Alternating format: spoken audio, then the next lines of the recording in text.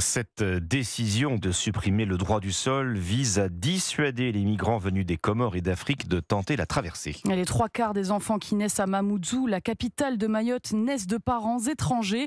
Alors pour endiguer ce phénomène, le temps presse. Alexandre Chauveau, le ministre de l'Intérieur et le président de la République doivent s'entretenir aujourd'hui. Au menu de leur discussion, une réforme de la Constitution la plus rapide possible. Le calendrier exact n'est pas encore connu, mais cette révision constitutionnelle devrait être soumise à l'agenda dès 2024. Concrètement, la décision revient à Emmanuel Macron. Le texte doit d'abord être voté à l'Assemblée, puis au Sénat, avant que le Congrès, composé de tous les parlementaires, ne se réunisse à Versailles.